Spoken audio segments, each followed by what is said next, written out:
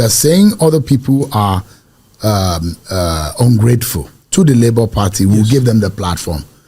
Can you say same of Peter Obi? Because the belief is that Peter Obi made Labour Party in 2023. Now, Peter Obi would, Labour Party couldn't have been able to garner such kind of vote. Yes. If not because Peter Obi was on the ballot.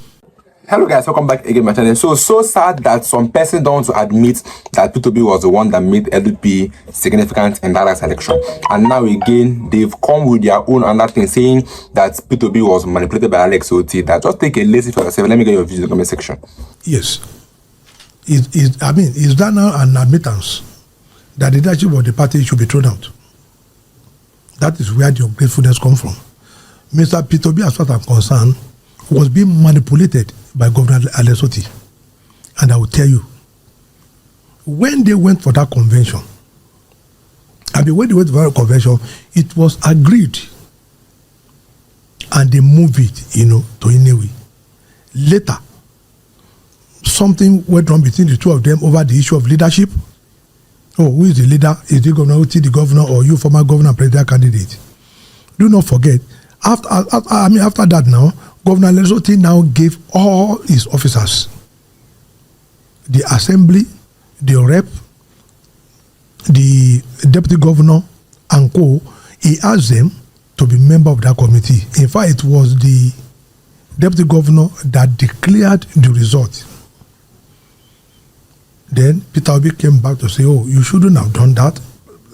All sorts of things between themselves. And I think they said they went to meet one Obi of Onitsha, the king there.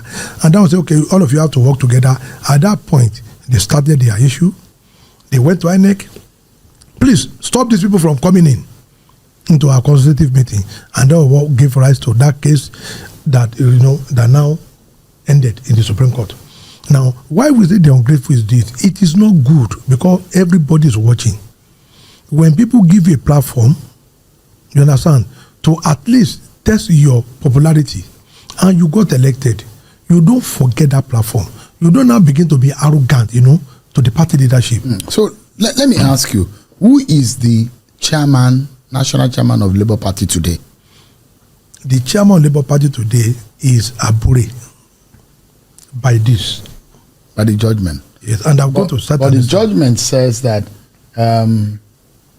in summary, both the trial court and the court below had no jurisdiction to entertain the suit of this first respondent, which main relief, as the both rightly observed, was inserted as relief number 5, as though it was an appendage, a question mark on how Julius Abure had approached the court. Consequent upon the foregoing, the decision of both the trial court and the court below recognizing Barrister Julius Abure as the national chairman of the Labour Party are hereby set aside. Decision of that, Abure had been chairman before that time.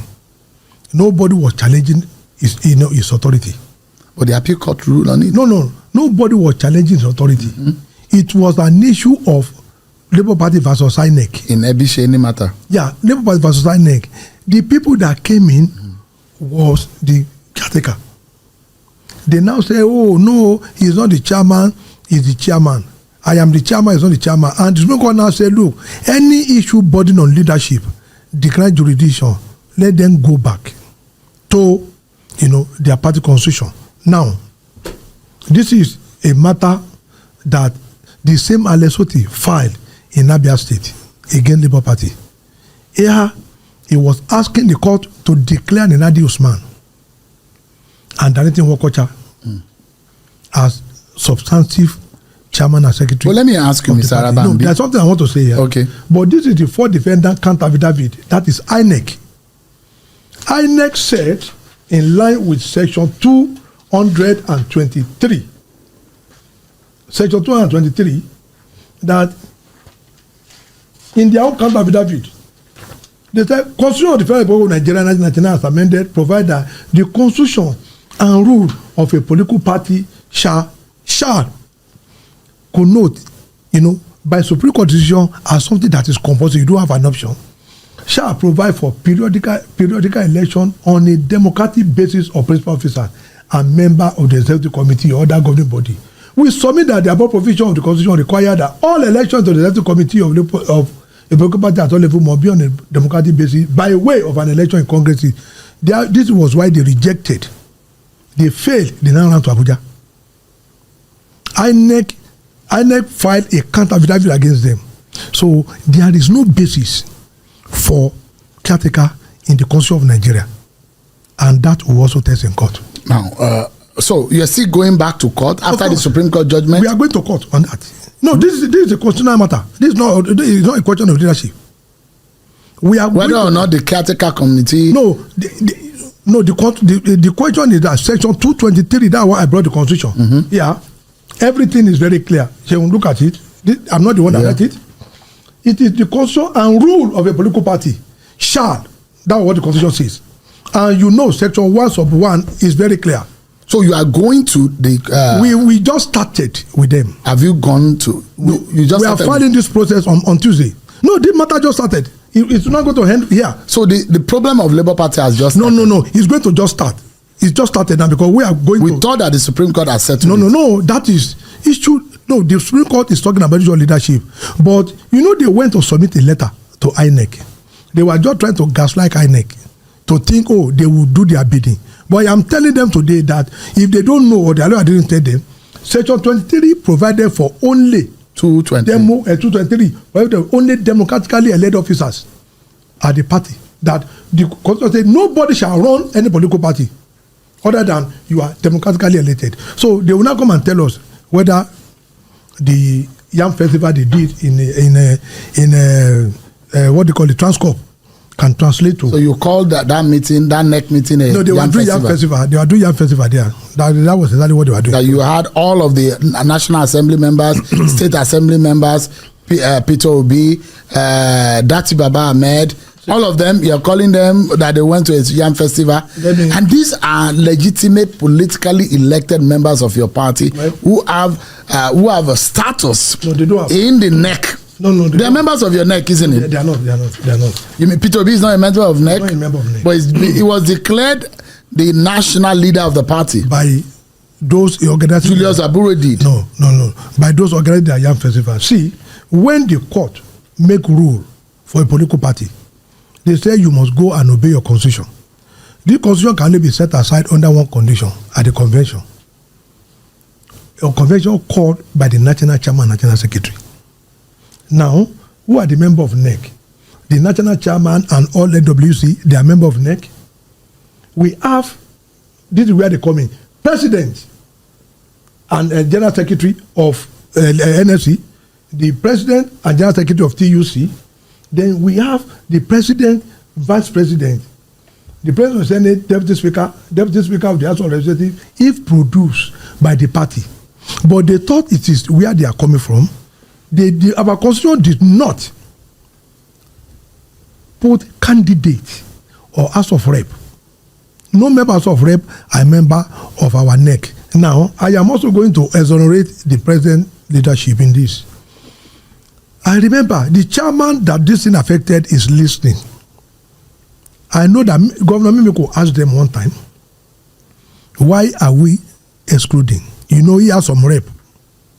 And he has some National Assembly member from Ondo. He said, why are these people not part of our NEC meeting? The chairman then, whom Governor Otti went and colluded with in their state to dash all our local government seats, was the one that provided an answer. He said, Oga, they will take over the party. That's what he told Mimiko. And at that time, they have been excluded. In the wisdom of that chairman then, what is happening today? That was why they excluded them from there. He said, look, you know, we are young, we are not like PDP and the other one.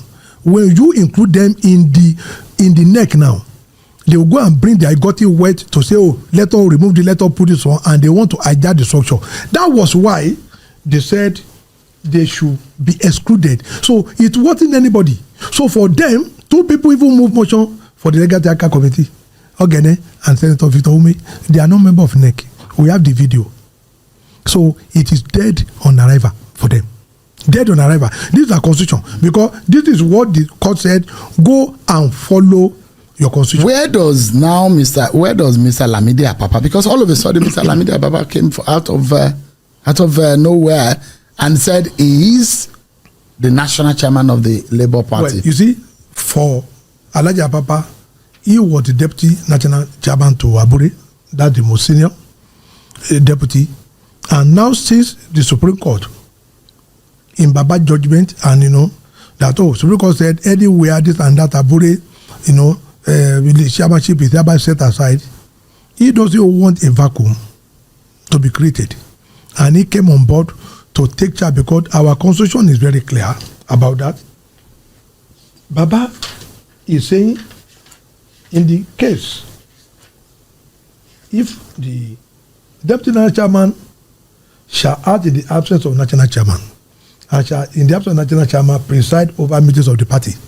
This was what Baba was just trying, to. So in Lamidi Papa's view, in case that Abure, is not able to come back, they do not want anybody, presenting herself or himself as, national chairman. Because but the contention is not even for Julius Abure as such. It's for the entire NWC. It was not. It wasn't. There was no time they have issue with the entire NWC.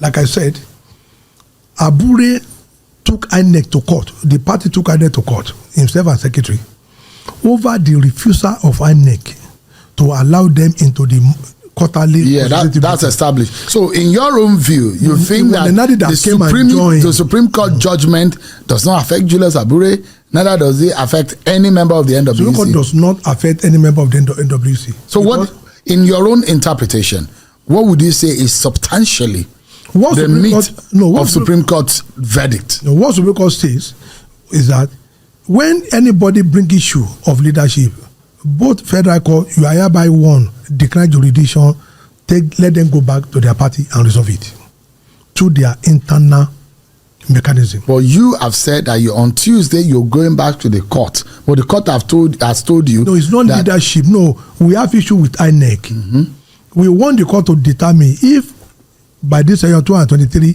INEC can give credence to people not democratically elected. It's a question of law. Yeah. It's a issue of law. But you see about the leadership. No, it's not leadership. Because the orchestration and the setting up of the caretaker committee was based on the leadership crisis and the vacuum that the likes of Peter Obi and Alex Otti thought could have been created. They are wrong. If they don't know, they are wrong. Now, I will start an example. During my Labono administration, was there not APC interim caretaker committee? Then one now happened when they want to do their primary.